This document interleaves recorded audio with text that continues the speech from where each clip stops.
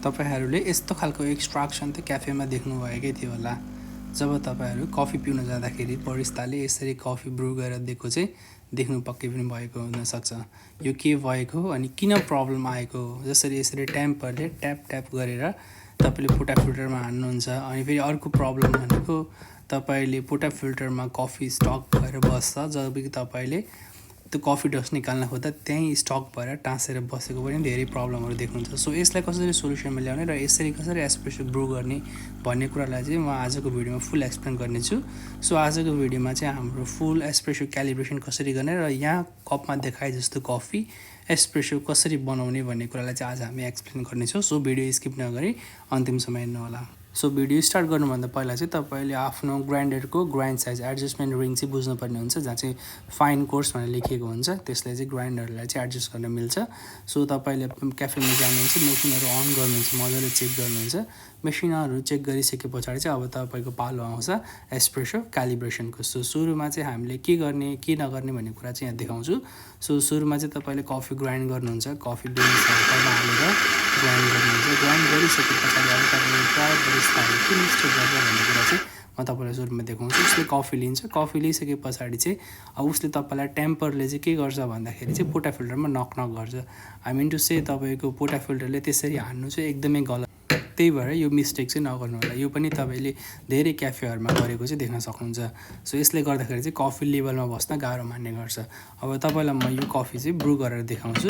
So यो coffee ब्रु गरेर देखाउँदाखेरि चाहिँ तपाईँले आफै हेर्न सक्नुहुन्छ कि विथआउट मेजरिङ र विथआउट क्यालिब्रेसन जस्ट नर्मल्ली यत्तिकै क्याफेमा कफी ब्रु गरेर आउँदाखेरि चाहिँ कस्तो देख्छ त तपाईँको एस्प्रेसो।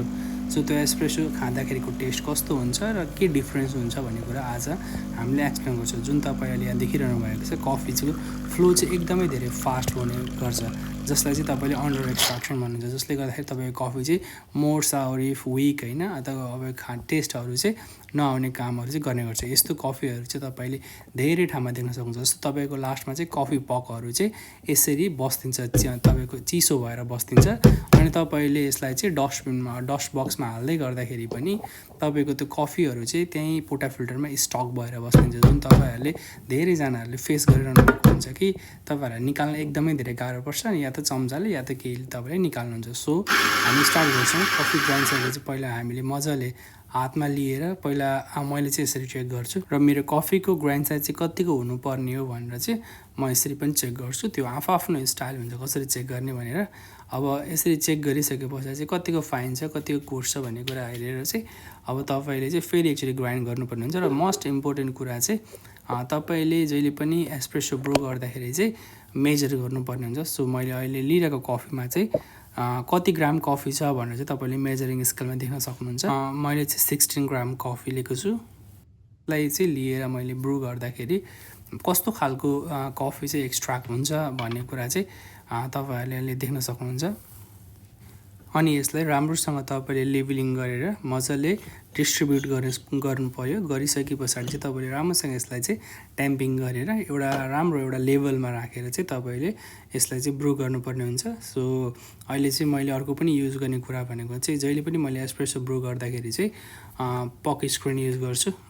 पक स्क्रिन भनेको चाहिँ तपाईँको जसले चाहिँ कफीमा चाहिँ के हुन्छ भन्दाखेरि चाहिँ पानीको मात्राहरू चाहिँ इक्वल्ली माथिबाट चाहिँ पास आउट गर्ने कामहरू गर्छ।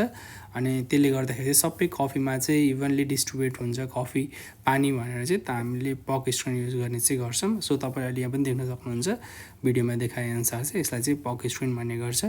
अनि यसले चाहिँ अर्को के पनि काम गर्छ भन्दाखेरि चाहिँ ग्रुप हेडमा जब तपाईँले पोटा फिल्टरलाई लगाउनुहुन्छ त्यो लगाउँदाखेरि चाहिँ पोटा फिल्टरबाट चाहिँ माथि सावर हेडमा चाहिँ तपाईँको कफीहरू चाहिँ टाँसेर धुलो भएर फोहोर जम्ने कामहरूलाई चाहिँ अलिकति यसलाई कम गर्न सक्छ। तर र सावरमा चाहिँ अलिकति यो फेरि सुइटेबल हुँदैन, किनकि र सावरमा फेरि पक स्क्रिन निकाल फेरि अलिकति झ्याउ हुन्छ, किनकि त्यो अभियसली हुने नै गर्छ। तर नर्मल बरिस्ताहरूले एकदम राम्रो ब्रु कफी गर्नको लागि चाहिँ अब सेफ्टीको लागि पनि भनौँ त्यो कुराहरूलाई चाहिँ ध्यानमा राखेर चाहिँ युज गर्ने गर्छ। सो नर्मल्ली अब मैले क्यालिब्रेट गर्दै गर्दाखेरि चाहिँ अहिले तपाईँले एस्प्रेसो ब्रु भएको देख्नुहुन्छ। फर्स्टमा र अहिले ब्रु गर्दाखेरि लगभग उस्तै कफी एस्प्रेसो आएको छ। त्यो यो एस्प्रेसो हेर्दाखेरि चाहिँ तपाईँले पुरै अन्डर एक्सट्र्याक्सन जुन चाहिँ पेल येल्लो खालको छ। अब तपाईँले के गर्नु पर्यो भन्दाखेरि चाहिँ ग्राइन्ड साइजलाई के गर्नु पर्यो, अझ मसिनो बनाउनु पर्यो। खस्रो र मसिनो दुईवटा बनाउने खालको हुन्छ। कोर्स र फाइन भनेर। सो तपाईँले चाहिँ अब अझै फाइन गर्नु पऱ्यो। सो फाइन बनाएर अब जुन मैले हातमा निकालेर चेक गरेको थिएँ, सो फेरि एकचोटि कतिको मसिनो भयो भनेर चेक गर्नु पऱ्यो। अब तपाईँले हातमै निकालेर गर्नुपर्छ भन्ने कुनै पनि जरुरी छैन, तर तपाईँले आफ्नो तरिकाले चेक गर्न सक्नुहुन्छ। सो तपाईँले त्यति गरिसके पछाडि चाहिँ फेरि हामी अर्कोचोटि पनि एस्प्रेसो बनाउँछौँ। अनि डोजहरू निकालेर अब चाहिँ ग्राइन्ड साइज चाहिँ अलिकति फाइन भयो। फाइन भइसके पछाडि चाहिँ अब हामीले कफीको डोज पनि अलिकति घटाउने बढाउने भन्ने कुरालाई लिएर जहिले पनि एउटा कुरा एकचोटि गर्नुपर्छ भनिन्छ, तर पनि त्यो आफ्नो वेमा डिपेन्ड गर्छ। सो तपाईँले कसरी गर्नुहुन्छ भनेर जस्तो मजाले ग्राइन्ड गरिसके पछाडि चाहिँ फेरि हामी एकचोटि त्यसै पनि मेजर गर्छौँ। अब एक्सट्र्याक्सन गरेर चाहिँ हेर्दाखेरि चाहिँ मेरो अघिको कफीभन्दा अहिलेको कफी चाहिँ तपाईँले अलिकति बेटर देख्न सक्नुहुन्छ, किनकि हामीले चाहिँ ग्राइन्ड साइजलाई चाहिँ अलिकति फाइन गऱ्यौँ। त्यो फाइन गरिसकेपछि के हुन्छ, एक्सट्र्याक्सन चाहिँ अलिकति म्यानेज हुँदै जान्छ। सो तपाईँले देख्नुहुन्छ अघि जुन फास्ट थियो अहिले त्यो छैन। अब फेरि हामी अर्कोचोटि ट्राई गर्छौँ। तपाईँले यहाँ देख्न सक्नुहुन्छ। सो पकमा पनि डिफ्रेन्स देख्न सक्नुहुन्छ। अघि तपाईँको फर्स्टमा हामीले गर्दाखेरि चाहिँ एकदमै धेरै सगी भएको थियो, एकदम पोटा फिल्टरमा टाँसेर बसेको थियो। सो अहिले चाहिँ हामीले एकैचोटिमा तपाईँले ट्याप गर्दाखेरि चाहिँ त्यो सबै बाहिर गएको छ। सो नेक्स्ट फेरि हामी एकचोटि ट्राई गरौँ। सो अहिले युज गर्ने कफी चाहिँ अब मेरो 18 ग्राम्स, सो 18 ग्राम्स छ। अनि कफी चाहिँ मैले ग्राइन्ड साइज पनि त्यही अनुसार नै अलिकति कम गराएको थिएँ। अब तपाईँले भिडियोमा हेर्न सक्नुहुन्छ कि अहिलेको एस्प्रेसो अघिको एस्प्रेसो एक्सट्र्याक्सनभन्दा त्यो वाटर फ्लो पनि तपाईँले एस्प्रेसोको फ्लो पनि देख्न सक्नुहुन्छ, फार बेटर भएको छ। सो यसरी चाहिँ तपाईँले चाहिँ एक्सट्र्याक्सन चाहिँ मिलाउँदै जान सक्नुहुन्छ। अझ पनि यो तपाईँले हेर्न सक्नुहुन्छ अघिको भन्दा अहिले एकदमै धेरै बेटर भएको छ एस्प्रेसो। सो तपाईँले देख्न सक्नुहुन्छ अघि सुरुमा भन्दा अहिलेको एस्प्रेसो अलिकति फार बेटर हुँदै गएको छ। यसरी चाहिँ तपाईँहरूले चाहिँ क्याफेमा चाहिँ तपाईँहरूले आफैले क्यालिब्रेसन गर्ने, चेक गर्ने, जहिले पनि तपाईँले आफ्नो चाहिँ कफीहरूमा चाहिँ जहिले पनि के भइरहेको छ भन्ने कुरालाई चाहिँ बुझ्ने कोसिस गर्नु, टेस्ट गर्नु होइन। जहिले पनि के हुन्छ भन्दाखेरि चाहिँ कसरी मैले यसलाई चाहिँ अझ बेटर गर्न सक्छु भन्ने कुरा चाहिँ एकदमै धेरै इम्पोर्टेन्ट हुन्छ। अब तपाईँले जुन अहिले देख्न सक्नुहुन्छ हाम्रो फर्स्टमा एस्प्रेसो कसरी आइरहेको थियो र अहिले कसरी आइरहेको छ। अहिले एकदमै ब्यालेन्स तरिकाले एस्प्रेसो हेर्दै गर्दाखेरि पनि टेस्ट गरम फाल्ने लाग्ने जस्तो खालको चाहिँ एस्प्रेसो आइरहेको छ, जुन तपाईँले देख्न सक्नुहुन्छ। तर अझै पनि म यसमा चाहिँ सेटिस्फाई छैन। सो तपाईँले ट्राई गर्नुहुन्छ, चेक गर्नुहुन्छ, फेरि ट्राई गर्नुहुन्छ, तपाईँले कन्टिन्युसली गरिरहनु पऱ्यो। अब कहिलेकाहीँ चाहिँ 2-3 चोटिमा पनि भइहाल्छ, कहिलेकाहीँ चाहिँ अब 5-10 चोटि पनि लाग्न सक्छ। त्यो तपाईँको डिपेन्ड्स गर्छ तपाईँले कसरी गरिरहनु भएको छ भनेर। अनि मैले चाहिँ आफूले गर्दाखेरि चाहिँ जहिले पनि म चाहिँ मैले चाहिँ जहिले पनि एस्प्रेसो ब्रू गर्दाखेरि चाहिँ मेजरिङ स्केल युज गर्छु, जुन चाहिँ तपाईँले देखिरहनु भएको छ। अलिकति चाहिँ स्केल चाहिँ ठुलो नै छ, मेसिन चाहिँ अलिकति सानै मेसिन छ। सो होम मेसिन हो, त्यही भएर चाहिँ जे भए पनि जस्तो भयो भने तपाईँले चाहिँ मेजरिङ स्केल युज गरेर सुरुमा चाहिँ ट्राई गर्दाखेरि चाहिँ ट्राई गर्न सक्नुहुन्छ। राम्रो कफी सपहरूमा सबै ठाउँमा मेजरिङ हुन्छ।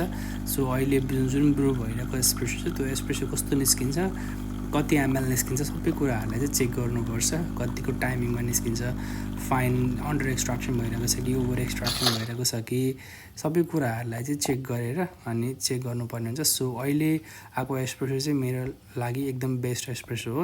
यसरी चाहिँ मैले एस्प्रेसो क्यालिब्रेसन गर्ने गर्छु। धेरैजनाको रिक्वेस्टपछि पहिले मैले यो भिडियो चाहिँ बनाएको हो। सो तपाईँले चाहिँ यसरी चाहिँ क्याफेमा क्यालिब्रेसन गर्न सक्नुहुन्छ। प्लस तपाईँले यसरी नै एस्प्रेसो बनाएर चाहिँ मिल्कमा पनि ट्राई गर्न सक्नुहुन्छ, जुन तपाईँको मिल्कमा चाहिँ एस्प्रेसो र मिल्कको कम्बिनेसन चाहिँ एकदमै राम्रो हुनुपर्छ, जसले गर्दा तपाईँको कफी चाहिँ एकदमै टेस्ट बेटर हुनसक्छ। So thank you so much for watching my video. तपाईँले यसरी नै भिडियो हेर्दै गर्नु होला, माया गर्दै गर्नु होला। Thank you so much, by by.